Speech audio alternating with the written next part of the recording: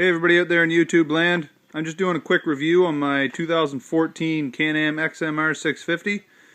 I just wanted to go over a couple ups and downs with it. You know, there's not a whole lot of downs, there's a whole lot of ups. But it's a pretty sweet bike, and I know a lot of people who do reviews out there are just pretty biased. They say if they own the bike, they just say it's the best of the best. But I just wanted to do an honest review of my new bike.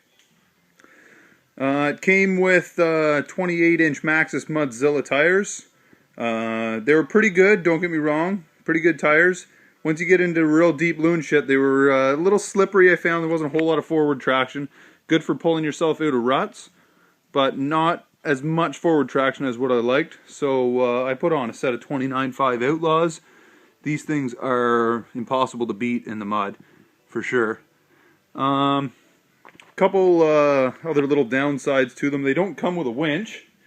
The dealer wanted $900 to put a winch on it, which was absolutely outrageous. I got that one on sale. It's a 3,500 pound.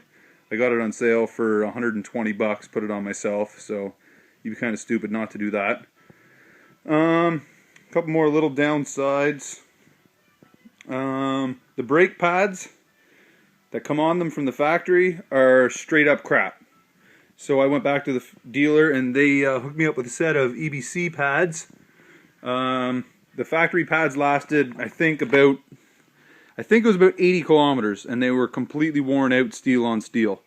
I went back and got those EBC premium pads.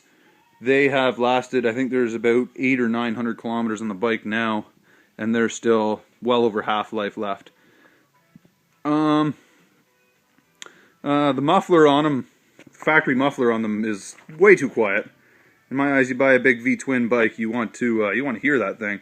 They're a little bit quiet in my eyes. Don't really like that, but it's not really a downside. I guess if you buy it for hunting and stuff like that, you want them to be quiet. One thing that really irks me about these things is this black part of the plastic fades so fast. If you get mud on it a couple times when you wash it off, it fades so fast.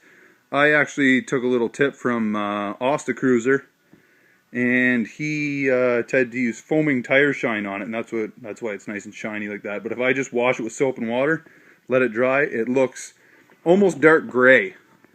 I was a little bit irritated about that because you buy a brand new bike, you want it to look nice and brand new. But a couple times through the mud, and those black parts of the plastic look basically dark gray. They look like crap. So yeah. A little bit of foaming tire shine will actually clean them up pretty nicely. That kind of irked me a little bit.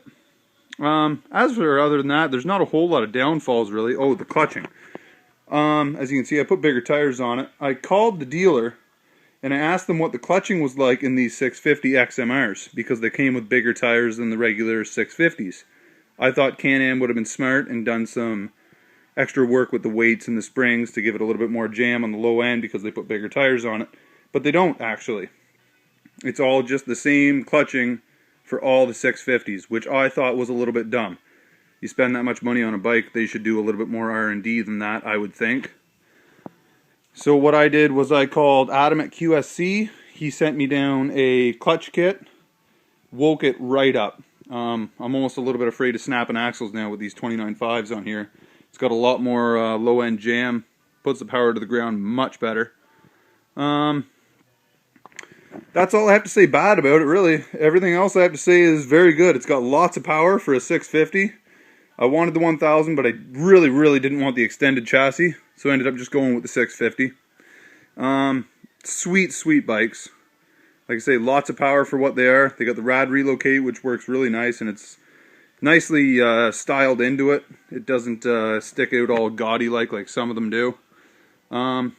It's got factory snorkels underneath this gauge pod. And yeah, it's a pretty awesome bike. Like, I've done a couple upgrades. I actually took that side engine cover off. I'm sorry for the bad lighting. It's just in my garage. Yeah, I did a couple little minor things. I put a pipe on it. I grabbed a big gun pipe. It was actually off of an older Can-Am 800. And I just kind of bent up a piece of pipe for the front of it. I'm a mechanic, so I have a pipe bender and all this and a welder at my disposal. So I just made that pipe for it. I put a K&N filter on it. I did an HMF tuner. It sounds very good, works very good. I'll do a quick startup for you.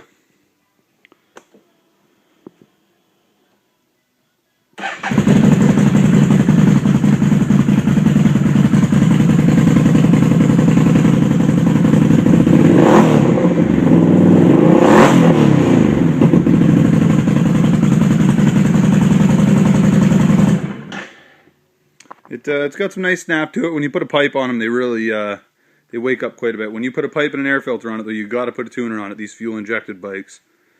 But yeah, other than what I've mentioned, it really no downfalls to me at all. I really like the bike. The style of it is amazing. They look amazing. They look like they just want to eat you or something. Like they look pretty mean, especially with the Outlaws on them. Those Outlaw tires are just fantastic. Trying to get a nice view of it all the way around, but it's my garage is kind of small and not the greatest lighting in the world. But yep, that's my honest review, and I don't want to discourage you from buying one of these bikes by saying anything bad about them, but I just wanted to, if you are in the market for buying one, I just wanted to make an honest review of some upgrades that you might want to do to it when you get it. Yep, that's my honest review of the Am 650 XMR. Awesome bikes. If I ever went back in time, I'd buy it again for sure. Thanks for watching.